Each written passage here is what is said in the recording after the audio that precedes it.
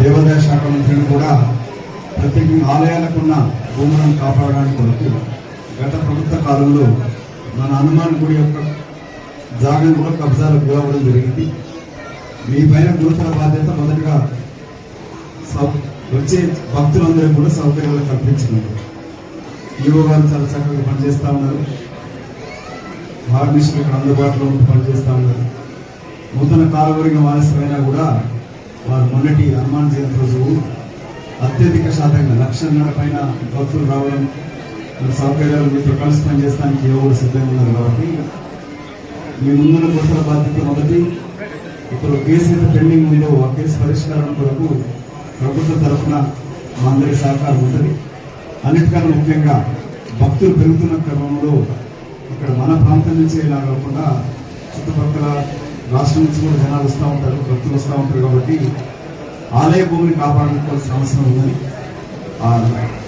ఏదైతే కబ్జా గురైందో దాన్ని వెనువెంటనే పరిష్కరించడంలో నూతన కార్యవర్గ సభ్యులందరూ కూడా ఈ గురుతర బాధ్యతను నెరవేరుస్తూ ఒక మెంబరన్న రోజు వచ్చి ఇక్కడ భక్తులకు జరుగుతున్న సౌకర్యాలను పరిశీలిస్తూ వ్యక్తిగతంగా పెద్దలు సత్యనారాయణ గారు ఉన్నారు.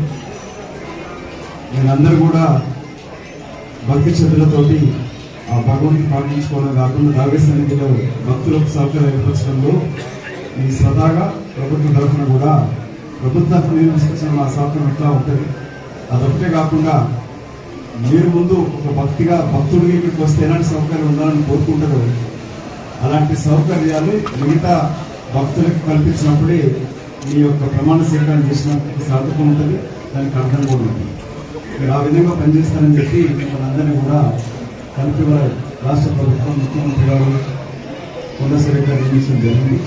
కాబట్టి మీ విధులు ఏదైతే దేవుని ముందే ప్రమాణం చేసింది కాబట్టి సరిగా నిర్వహించాలని కోరుకుంటూ మీకు అందరికీ అభినందన జరుపుకుంటూ ఇదే విధంగా ఏదైతే ముఖ్యమంత్రి గారు కోరుకుంటుందో దేవాలయాల అభివృద్ధి అందులో అన్నిటికన్నా ముఖ్యంగా సౌకర్యాలు కల్పించడం. మరి ఇక్కడ చాలా 5 ఎన్ని ఎకరాలు ఉంది ఇక్కడ 9 acres పైన ఆ రెండు కూడా 7 to 9 acres తీసుకుంటే సహకారం ఉన్నదాన్ని స్వాధీనం చేసుకుని కబ్జా దాన్ని తీసుకొచ్చే ప్రయత్నం చేస్తాం. స్వాధీనం చేసుకుంటే ఇక్కడ మరి కళ్యాణం చేస్తాం. స్వాధీనం తర్వాత అత్యంత ప్రజాదరణ భక్తుల ఆదరణ గురించి మన అనుమానం కాబట్టి దీనికి ఎక్కువ యువకులు కూడా వస్తూ ఉంటారు. ఈ సౌకర్యాలు కల్పించడంలో ఈ బాధ్యత చెప్తూ మరొకసారి అందరికీ కూడా అభినందనలు తెలుపుతూ